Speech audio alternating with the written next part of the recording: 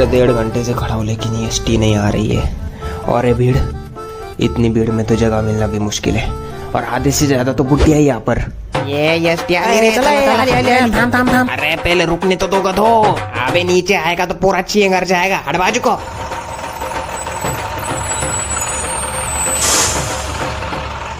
आता भाई जागा मिळायचं अवघड आहे। ये कोणा भाई, ये ना सारे कॉलेज के लड़कों की वजह से गर्दी होती है। इनका क्या काम है इधर? क्या बोलना चाहती तू? क्या काम है मतलब? कॉलेज में जाना जरूरी नहीं है ना, तेरा अपनी बेटी के यहाँ जाना ज्यादा जरूरी है, तभी तो हमारे देश का विकास होगा। आधे से ज्यादा भीड़ तो तेरे जैसे बुढ़ियों की वजह से हो रखी है यहाँ पर। अरे चुपचाप अपने घर मरना, एक तो सास के साथ साथ कब जान छूट जाएगी पता भी नहीं चलेगा। साली फुकट टिकट। ये फुकट टिकट किसको बोला? तुझे बोला। ये मेरे को फुकट टिकट बोल रहा है। ये कौन है?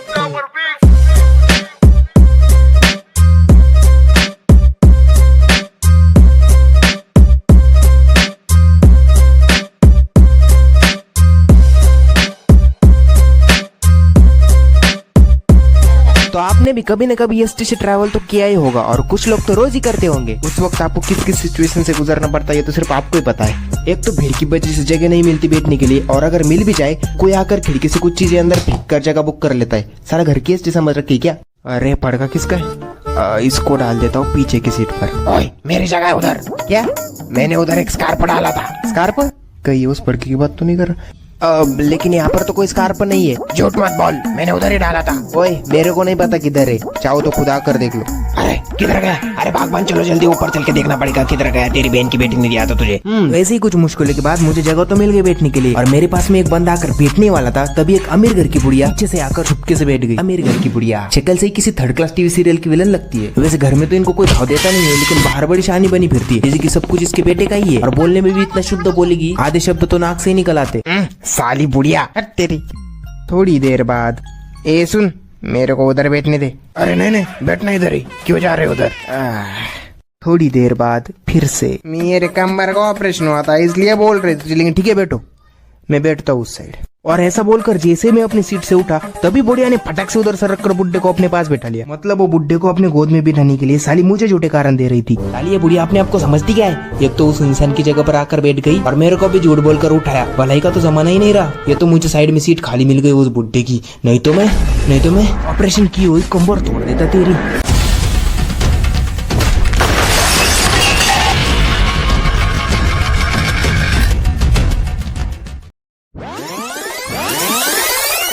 सिर्फ अपने ख्यालों में, और इस सीन को बनाने में पूरे 5 घंटे लगे मुझे, तो इसके लिए लाइक कर दो यार।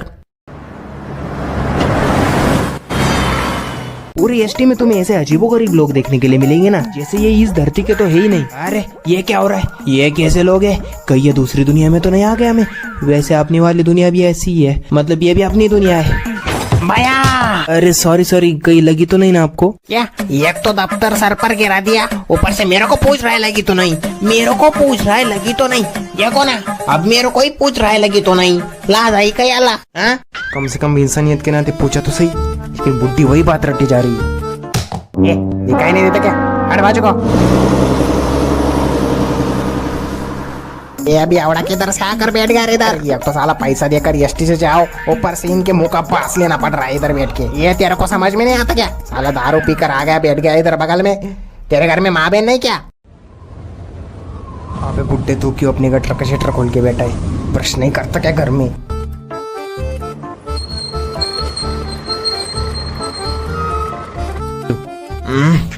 अरे ये क्या? लगता है मेरा स्टॉप नजदीक आ गया, आगे जाना पड़ेगा। ये हटो रे सब लोग, ये सड़क ना।